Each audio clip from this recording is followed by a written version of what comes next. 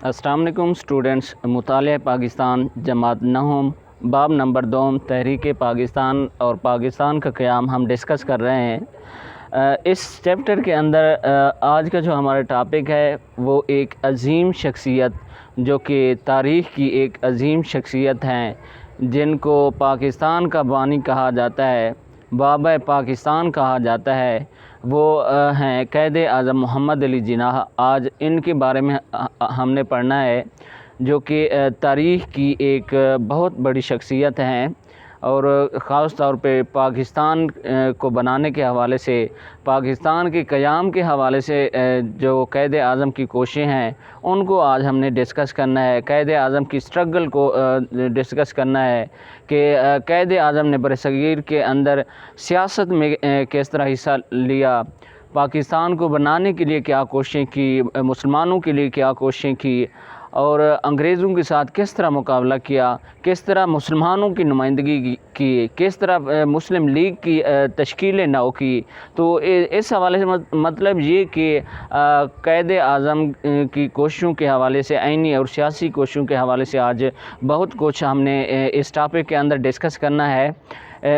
آج کا جو ٹاپک ہے ہمارا وہ یہ ہے کہ قائد اعظم محمد علی جناح رحمۃ اللہ علیہ کی سیاست والی اور آئینی کوششوں کے حوالے سے قیام پاکستان میں کردار. سیاسی اور آئینی کہتے ہیں قانونی حوالے سے، آئین کے حوالے سے قیام پاکستان میں کردار، کہ قائد اعظم کا پاکستان کو بنانے کے حوالے سے جو ہے آج ہم نے کردار ڈسکس کرنا ہے، قائد اعظم کی کوششوں کو ڈسکس کرنا ہے، قائد اعظم کی جد و جہد کو ڈسکس کرنا ہے. تو اسٹوڈنٹس آپ کو پتہ ہونا چاہیے کہ قائد اعظم محمد علی جناح ایک عظیم شخصیت ہیں تاریخ کی، خاص طور پہ پاکستان کی تاریخ میں ان کا جو نام ہے، ان کی جو شخصیت ہے، ان کا جو کردار ہے سنہری حروف میں لکھا جاتا ہے. تو قائد اعظم محمد علی جناح کی جو پیدائش ہوئی وہ 25 دسمبر 1876 کو کراچی میں پیدا ہوئے. کہ قائد اعظم کی پیدائش جو ہے وہ 25 دسمبر 1876 مطلب کہ 25 دسمبر 1876 کو جو ہے کراچی کے اندر پیدا ہوئے اور ان کی جو وفات ہوئی وہ 11 سپٹمبر 1948 کو کراچی میں ہوئی. مطلب یہ کہ پاکستان کے بننے کے ایک سال بعد قائد اعظم محمد علی جناح جو ہے اس دنیا کو، اس فانی دنیا کو اور اس پاکستان کے لوگوں کو ہمیشہ کے لیے غمگین کر کے اس دنیا سے رخصت ہو گئے، اس دنیا سے چلے گئے. تو اسٹوڈنٹس آج کا جو قائد اعظم محمد علی جناح کے حوالے سے ٹاپک ہے، انتہائی لینگتھی ہے، جو کہ سارے کے سارا جو ہے وائٹ بورڈ پہ نہیں لکھا جا سکتا. تو آپ کی میں کتاب سے بھی ریڈ کرتا جاؤں گا اور آپ کو میں سمجھاتا بھی جاؤں گا کہ کس طرح قائد اعظم نے برصغیر کے اندر سیاسی اور آئینی کوششیں کی، سیاسی اور آئینی جد و جہد کی، پاکستان کو بنانے کے حوالے سے کیا کوششیں کی، برصغیر کے مسلمانوں کی کس طرح نمائندگی کی، مسلم لیگ کی کس طرح تشکیل نو کی اور ہندو مسلم اتحاد کا سفیر کیوں کہلائے. تو اس حوالے سے مطلب کہ ان کی زندگی پہ، ان کی سیاسی زندگی پہ ایک روشنی ڈالنی ہے، اس حوالے سے آج ہم نے ڈسکس کرنا ہے. چلیں آپ کی کتاب سے ریڈ کرتے ہیں. ہمارا ٹاپک ہے کہ قائد اعظم محمد علی جناح رحمۃ اللہ علیہ کی سیاسی اور آئینی کوششوں کے حوالے سے قیام پاکستان میں کردار. قائد اعظم محمد علی جناح رحمۃ اللہ علیہ 25 دسمبر 1876 کو کراچی میں پیدا ہوئے. سیاست میں آپ کی دلچسپی اس وقت شروع ہوئی جب آپ انگلستان میں تھے. آپ پہلے کانگریس میں شامل ہوئے. اس وقت وہ ہندو مسلم اتحاد کے زبردست حامی تھے. آپ کو ہندو مسلم اتحاد کا سفیر بھی کہا جاتا تھا. اسٹوڈنٹ، قائد اعظم محمد علی جناح 25 दिसंबर 1876 को कराची में पैदा हुए, लेकिन उनकी सियासत में दिलचस्पी उस वक्त शुरू हुई जब वो इंग्लिस्तान में कानून की डिग्री हासिल कर रहे थे। कानून की डिग्री मतलब कि LLB करने गए हुए थे, वकील बनने गए हुए थे। वहाँ पे जो है इंग्लिस्तान कहते हैं इंग्लैंड को, बरतानिया को इंग्लिस्तान कहते हैं बरतानिया को, इंग्लैंड को। इंग्लैंड, बरतानिया, इंग्लिस्तान एक ही बात है कि उस जब कानून की डिग्री मतलब LLB करने गए हुए थे, वकालत की तालीम हासिल करने गए हुए थे इंग्लिस्तान के अंदर, तो वहाँ पे जो है कायद-ए-आज़म मोहम्मद अली जिन्ना की सियासत के मैदान में दिलचस्पी बढ़ी। वो कैसे बढ़ी कि कायद-ए-आज़म मोहम्मद अली जिन्ना की दोस्ती थी एक इंग्लिस्तान के अंदर कांग्रेसी लीडर रहता था जिसका नाम था दादा भाई नौरोजी। तो उस से कायद-ए-आज़म मोहम्मद अली जिन्ना की मुलाकात होती रहती थी और सियासी हवाले से गुफ्त शनीद होती रहती थी, सियासी हवाले से तबादला ख्याल हुआ करता था। तो कायद-ए-आज़म मोहम्मद अली जिन्ना एक कांग्रेस का लीडर था, कांग्रेस का एक मतलब कि रुकन था जिसका नाम था गोखले। उनकी सियासत से कायद-ए-आज़म बहुत मुतासिर थे। तो दादा भाई नौरोजी की वजह से दादा भाई नौरोजी ने जो है कायद-ए-आज़म को सियासत में शामिल होने की दावत दी। तो कायद-ए-आज़म ने सियासत में शमूलियत अख्तियार कर ली। स्टूडेंट, आपको पता होना चाहिए कि कायद-ए-आज़म मोहम्मद अली जिन्ना जब सियासत में शामिल हुए तो उन्होंने अपनी सियासी सरगर्मियों का आगाज़, अपनी सियासत का आगाज़ ऑल इंडिया नेशनल कांग्रेस से किया। ऑल इंडिया नेशनल कांग्रेस से किया कि कांग्रेस जो हिंदुओं की सियासी पार्टी थी, हिंदू क्या बरसगीर के चंद मुसलमान भी इस इंडियन नेशनल कांग्रेस के अंदर शामिल थे, लेकिन मुसलमानों की तादाद जो है वो बहुत कम थी। तो इंडियन नेशनल कांग्रेस से मतलब कि कांग्रेस एक सियासी पार्टी थी, वहाँ से कायद-ए-आज़म मोहम्मद अली जिन्ना ने 1906 को अपनी सियासी सरगर्मियों का आगाज़ किया, अपनी सियासत का आगाज़ किया। उस वक्त हिंदू मुस्लिम इत्तेहाद के ज़बरदस्त हामी थे कि कायद-ए-आज़म ने जब सियासत के अंदर शमूलियत अख्तियार की 1906 में कांग्रेस से अपनी सियासी सरगर्मियों का आगाज़ किया, तो कायद-ए-आज़म चाहते थे कि हिंदू और मुसलमानों को जो है एक साथ मिलकर काम करना चाहिए, बरसगीर के अंदर एक साथ रहना चाहिए और एक साथ जो है सियासी स्ट्रगल करनी चाहिए। अंग्रेज़ों से कब्ज़ा छुड़वाने के लिए, अंग्रेज़ों से आज़ादी हासिल करने के लिए मुसलमानों और हिंदुओं को जो है एक साथ होना चाहिए, एक साथ स्ट्रगल करनी चाहिए कि हिंदू मुस्लिम इत्तेहाद के कायद-ए-आज़म मोहम्मद अली जिन्ना बहुत बड़े हामी थे। इसी तरह अल्लामा मोहम्मद इकबाल भी जो थे हिंदू मुस्लिम इत्तेहाद के ज़बरदस्त हामी थे, और भी मुस्लिम लीडर, मुसलमानों के जो लीडर थे वो हिंदू और मुस्लिम इत्तेहाद के ज़बरदस्त हामी थे। तो इसी तरह कायद-ए-आज़म मोहम्मद अली जिन्ना भी जो थे हिंदू और मुस्लिम इत्तेहाद के हामी थे। हिंदू और मुस्लिम इत्तेहाद से मुराद कि कायद-ए-आज़म चाहते थे कि हिंदू और मुसलमान एक साथ मिलकर अंग्रेज़ों का मुकाबला करें, क्योंकि उस वक्त जो है कायद-ए-आज़म मोहम्मद अली जिन्ना हिंदू की तबीयत से वाकिफ़ नहीं थे। तो इस वजह से वो कहते थे कि हिंदू और मुसलमान एक साथ होकर अंग्रेज़ों का मुकाबला करें और आज़ादी हासिल करें। 1909 में हिंदुस्तान में मिंटू माले इस्लाहात का नफाज हुआ।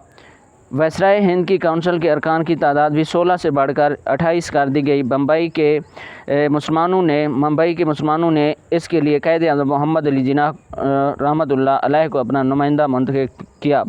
1909 में, जैसा कि पिछले लेक्चर्स के अंदर हम منٹو محلے ریفارمز ہم ڈسکس کر چکے ہیں، منٹو محلے اصلاحات ڈسکس کر چکے ہیں کہ اس کے اندر 1909 میں جو ہے مسلمانوں کا جداگانہ انتخابات کا مطالبہ تسلیم کر لیا گیا۔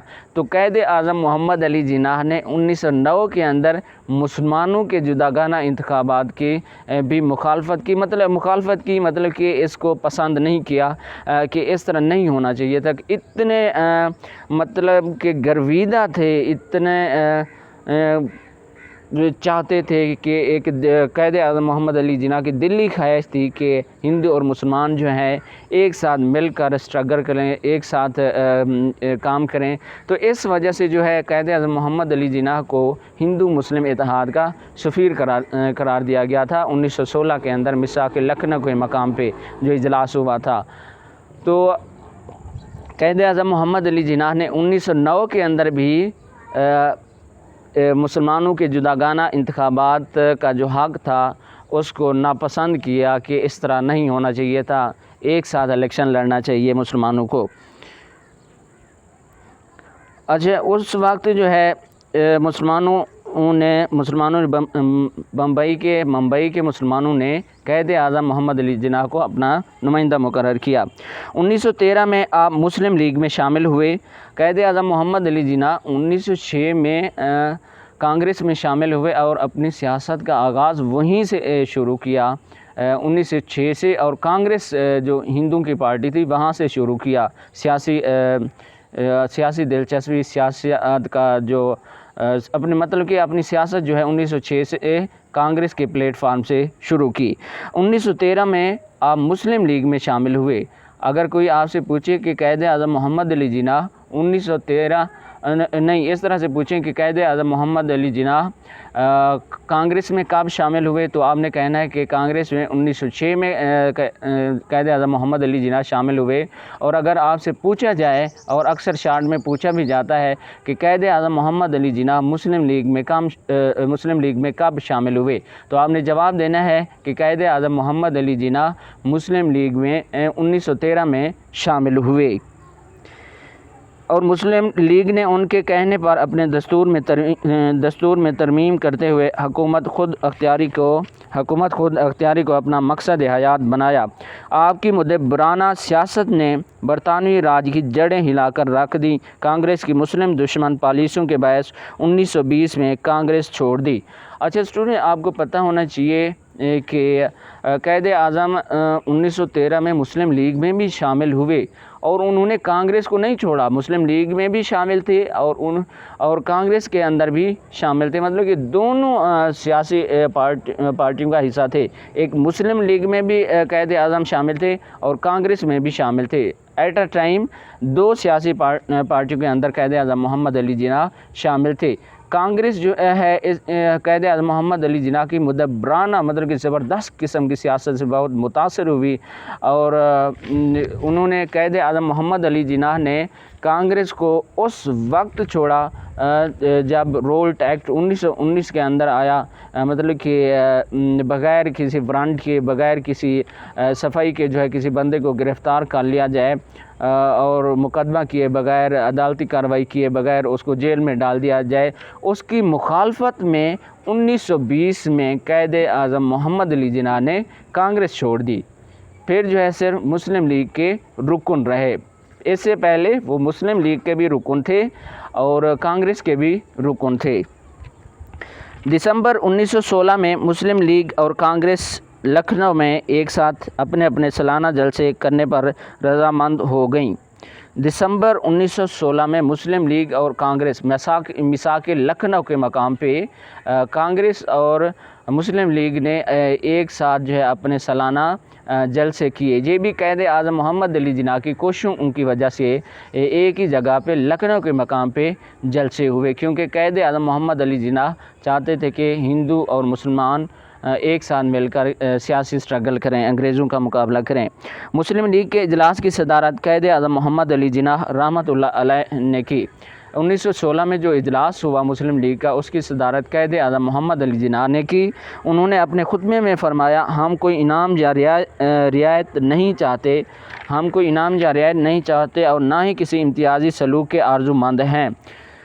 اس مقام پر دونوں سیاسی جماعتوں نے ایک تاریخی معاہدہ کیا جسے میثاق لکھنؤ کہتے ہیں۔ اسی مقام پر انہیں ہندو مسلم اتحاد کا سفیر قرار دیا گیا۔ اسٹوڈنٹ اس حوالے سے میثاق لکھنؤ کے حوالے سے، ہندو مسلم اتحاد کے حوالے سے میرا لیکچر موجود ہے، آپ وہ دیکھ سکتے ہیں۔ کافی ڈیٹیل کے ساتھ میں نے میثاق لکھنؤ کے بارے میں بتایا ہوا ہے، سمجھایا ہوا ہے، وہ آپ لیکچر ضرور دیکھ لینا کہ میثاق لکھنؤ جو ہے وہ کیا ہے اور کیوں ہوا، اور اس کے اندر جو ہے میثاق لکھنؤ کے اندر کیا کیا چیزیں ہوئی، اور قائد اعظم محمد علی جناح کو ہندو مسلم اتحاد کا سفیر کیوں قرار دیا گیا۔ ہندو مسلم اتحاد کا سفیر قائد اعظم کو اس وجہ سے کہا گیا کیونکہ ہندو مطلب کہ کانگریس جو کہ ہندوؤں کی جماعت تھی اور مسلم لیگ جو کہ مسلمانوں کی جماعت تھی، دسمبر 1916 میں لکھنؤ کے مقام پہ ایک معاہدہ، لکھنؤ کے مقام پہ سالانہ اجلاس ہوئے ایک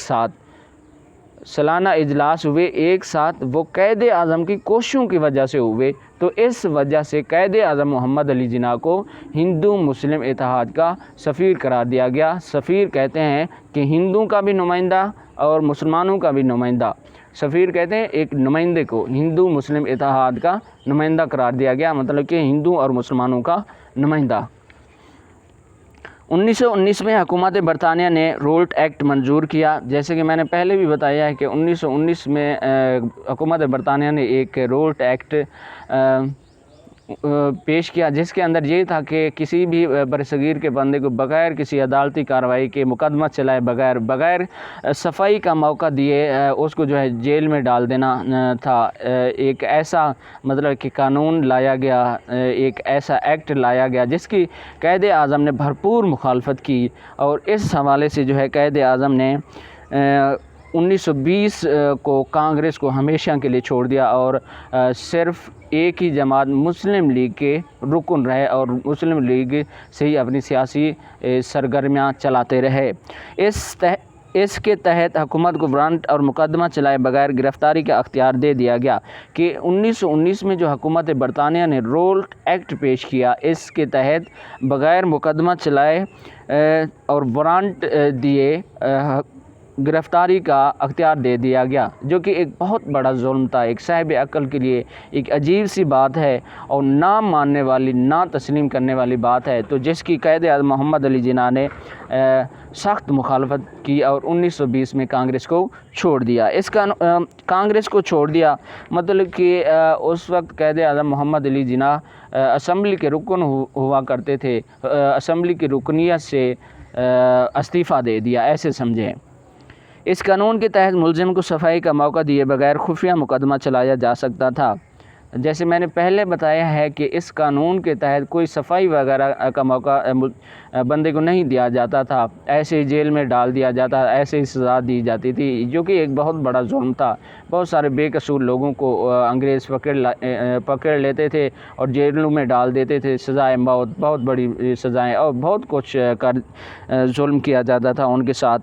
قائد اعظم رحمۃ اللہ علیہ نے اس مسودہ قانون کی مخالفت کی اور اسے غیر آئینی قرار دیا۔ احتجاجاً انہوں نے وائسرائے ہند کی کونسل سے استعفیٰ دے دیا کہ وائسرائے ہند کی جو کونسل تھی، مطلب کہ ایک ادارہ تھا جو وائسرائے کو مطلب کہ وائسرائے ہند جو برصغیر پہ حکومت کر رہا تھا، برصغیر کا بڑا حاکم تھا، جیسے صدر ہوتا ہے نا پاکستان کا، جیسے صدر ہے، اسی طرح برصغیر میں وائسرائے ہوا کرتے تھے۔ جو وائسرائے ہند تھا اس کی ایک کونسل تھی، اس کے رکن تھے قائد اعظم محمد علی جناح نے احتجاجاً کہ آپ لوگ یہ ظلم کر رہے ہیں تو اس وجہ سے میں یہ استعفیٰ دے رہا ہوں، اور کانگریس بھی کیا کر دی، چھوڑ دی۔ اس موقع پر انہوں نے فرمایا، میں محسوس کرتا ہوں کہ جو حکومت زمانہ امن میں ایسے قانون کو منظور کرتی ہے وہ مہذب حکومت کہلانے کا حق نہیں رکھتی، تاہم مجھے امید ہے وزیر امور ہند تاجدار برطانیہ کو یہ مشورہ دیں گے کہ وہ اس کالے قانون کو مسترد کر دیں۔ قائد اعظم نے اس قانون کو کالا قانون قرار دیا گیا کہ ایک پرامن حکومت، پرامن خطے کے اندر اس طرح کا کالا قانون جو ہے نافذ نہیں کیا جا سکتا، اور کوئی بھی مطلب کہ صاحب عقل اس بات کو تسلیم نہیں کر سکتا۔ 1929 میں قائد اعظم رحمۃ اللہ علیہ نے اپنے مشہور 14 نکات پیش کیے۔ 1929 میں नेहरू रिपोर्ट के जवाब में क़ायद आज़म मोहम्मद अली जिन्ना ने 1929 में अपने मशहूर 14 नुकात पेश किए। 14 नुकात की भी वीडियो मेरे चैनल पे मौजूद है, वो भी डिटेल के साथ मैंने बताया हुआ है 14 नुकात के बारे में, वो भी आप देख सकते हैं। तीन गोल मेज़ कॉन्फ्रेंसें 1930 से 1932 तक लंदन में हुई कि एक 3 गोल मेज़ कॉन्फ्रेंसें हुई। बरतानियावी हुकूमत ने बरसगीर के नुमाइंदों को बरतानिया के अंदर बुलाया और उसके अंदर जो है कॉन्फ्रेंसें हुई जिनको गोल मेज़ कॉन्फ्रेंस कहते हैं। अच्छा, इनको गोल मेज़ कॉन्फ्रेंस क्यों कहते हैं? स्टूडेंट्स, आपने देखा होगा कि टेलीविज़न पे कि इस तरह से जो है जहाँ पे भी बंदे बैठे होते हैं, जहाँ पे बंदे बैठे होते हैं कि टेबलें जो हैं एक गोल तरीके से होती हैं, हर तरफ जो है बंदे बैठे होते हैं, जिसकी वजह से जो है इसको गोल मेज़ कॉन्फ्रेंस के सारे बरसगीर के जो लीडर थे और बरतानवी जो अफसरान थे वो एक सर्कल की तरह मिलजुल कर बैठे। दरमियान में तो टेबल थी ना, सर्कल की तरह मिलजुल कर बैठे और वहाँ पे बरसगीर के मामलात को सुलझाने की कोशिश की गई। तो उनको हम क्या कहते हैं? गोल मेज़ कॉन्फ्रेंसें। गोल मेज़ कॉन्फ्रेंसें कितनी हुई? तीन हुई। एक हुई 1930 को, एक हुई 1931 को,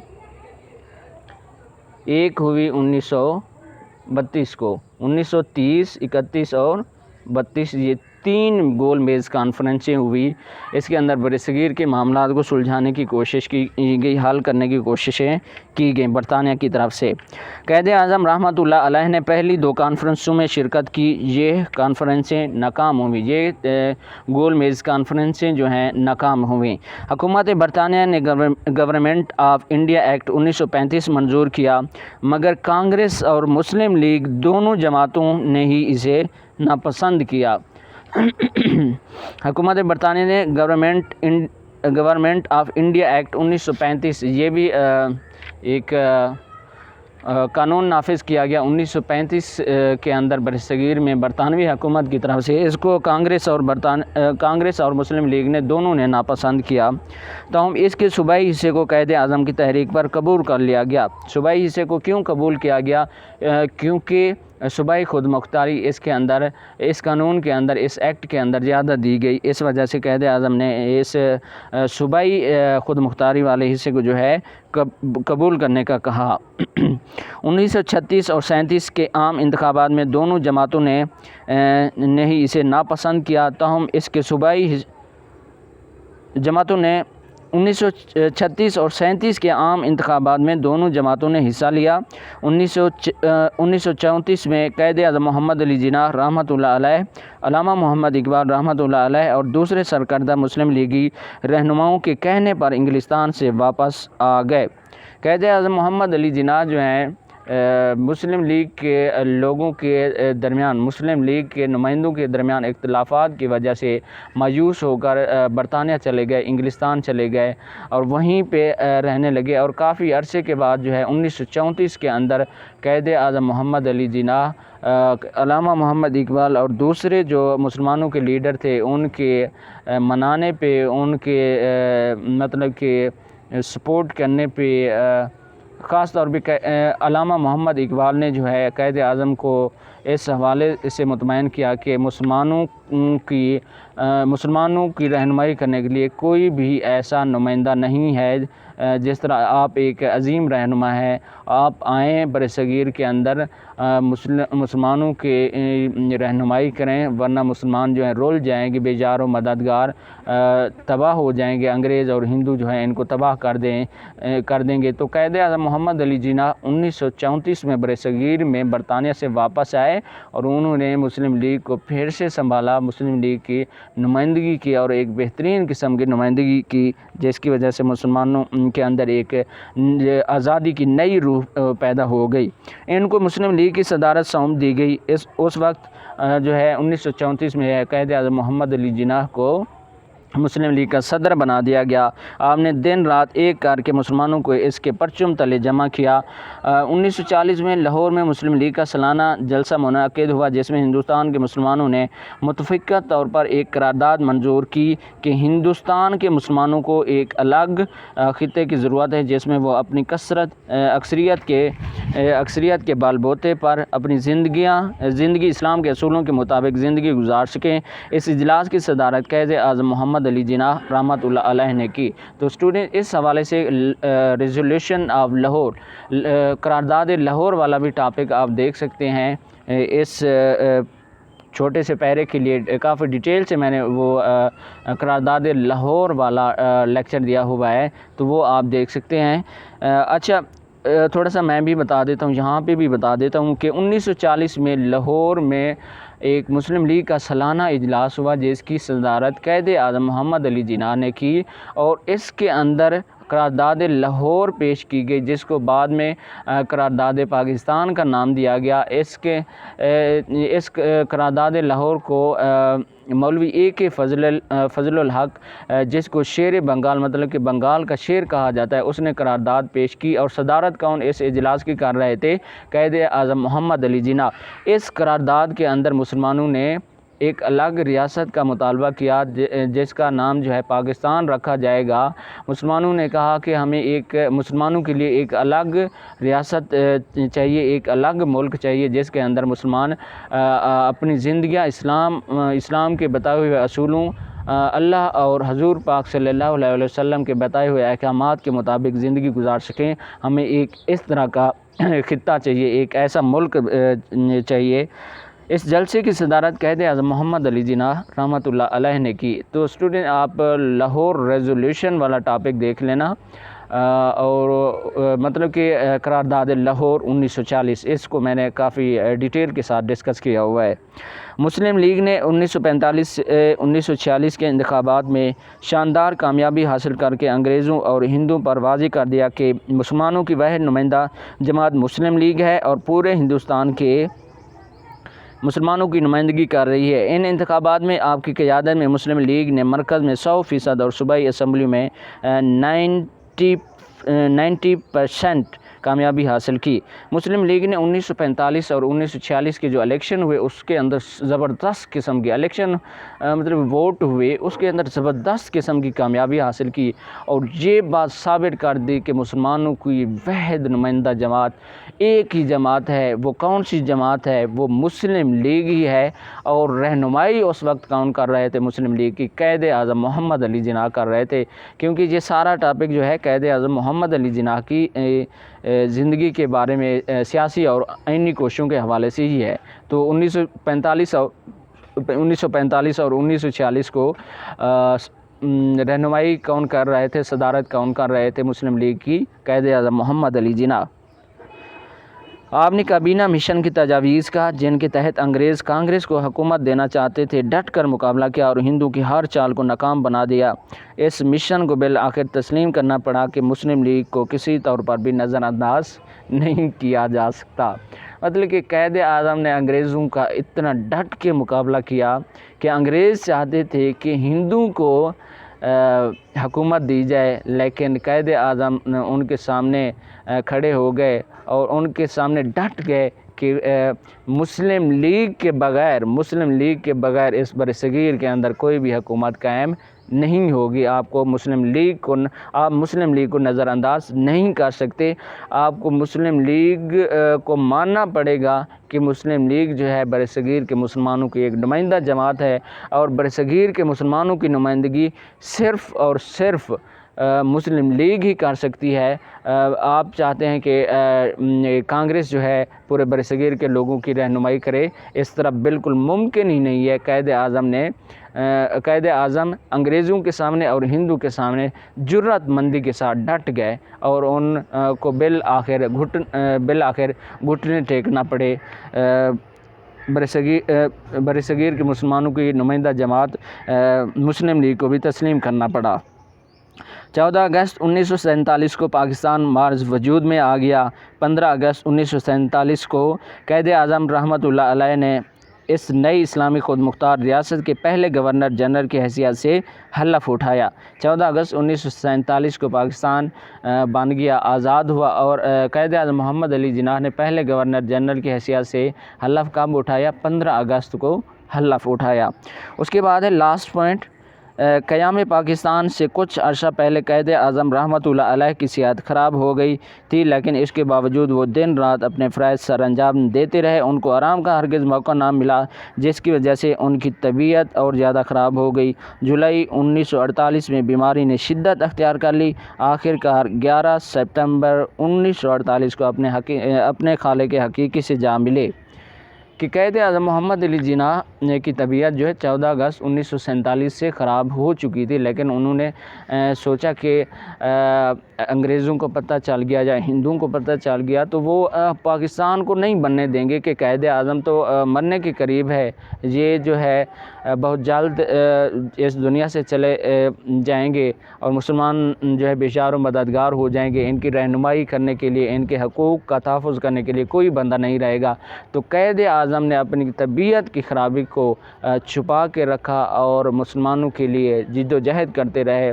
حالانکہ قائد اعظم کو جو ہے قائد اعظم کو آرام کی ڈاکٹروں نے آرام کا مشورہ دیا، مطلب کہ آرام کی ضرورت تھی، لیکن قائد اعظم نے اپنی صحت کی پرواہ کیے بغیر مسلمانوں کے لیے جد و جہد کی۔ بالآخر 14 اگست 1947 کو پاکستان دنیا کے نقشے پر ابھرا۔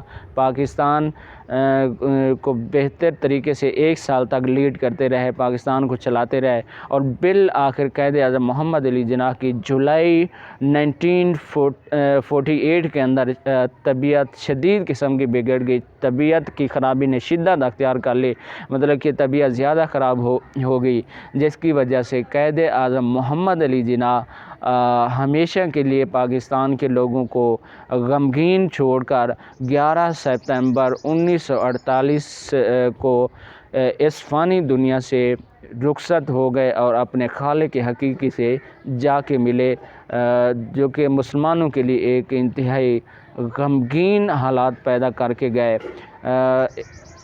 تو اسٹوڈنٹس، جس نے اس دنیا کے اندر آنا ہے اس نے اس دنیا سے جانا بھی لازمی ہے۔ تو قائد اعظم کی وفات کے بعد کافی سارے چیلنجز مسلمانوں کو فیس کرنا پڑے، پاکستان کو فیس کرنا پڑے، انتظامی حوالے سے اور سیاسی حوالے سے، قانونی حوالے سے، ہر حوالے سے۔ تو اسٹوڈنٹ، یہ تھا قائد اعظم کے بارے میں ہمارا ٹاپک۔